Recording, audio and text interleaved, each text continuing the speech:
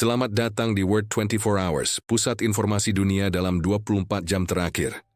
Kami rangkum peristiwa penting dari seluruh penjuru dunia, ringkas dan terpercaya. Jangan lupa untuk subscribe agar kamu selalu update dengan berita terkini setiap hari. Halo semua, di tengah ramai perdebatan soal keabsahan ijazah Presiden Joko Widodo, akhirnya dua institusi pendidikan yang bersangkutan angkat bicara secara tegas dan resmi.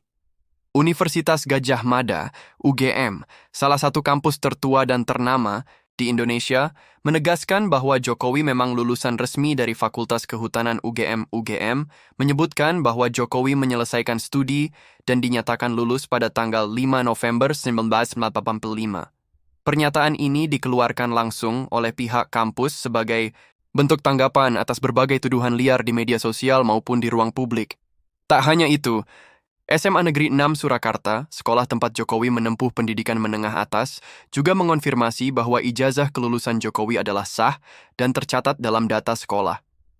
Kepala sekolah saat ini menyebut data kelulusan, buku induk, dan arsip siswa atas nama Joko Widodo masih tersimpan dan valid. Kenapa ini penting? Isu ijazah ini sebenarnya sudah beberapa kali muncul sejak Jokowi menjabat sebagai wali kota Solo, lalu gubernur DKI, hingga kini menjabat Presiden RI 2 periode.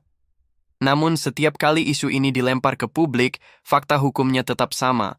Dokumen pendidikan Jokowi adalah sah dan telah diverifikasi.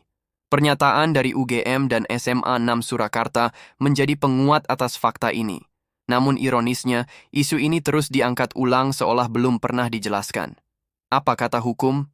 Beberapa upaya hukum pun pernah ditempuh oleh pihak-pihak yang menuduh Jokowi menggunakan ijazah palsu. Tapi hasilnya jelas, tidak terbukti. Gugatan di Mahkamah Konstitusi juga tidak membatalkan legalitas pencalonan maupun hasil pemilu. Artinya, secara akademik dan hukum, status pendidikan Jokowi sudah sah secara mutlak. Akhir kata, apakah wajar publik bertanya soal latar belakang seorang pemimpin? Tentu saja, itu hak masyarakat. Tapi ketika sudah dijawab dengan dokumen resmi, klarifikasi institusi, dan bukti hukum, maka seharusnya kita bisa pindah ke isu lain yang lebih substansial. Daripada sibuk menyoal ijazah yang sudah puluhan tahun, lalu bukankah lebih baik kita bicara soal kebijakan, prestasi, atau tantangan bangsa ke depan?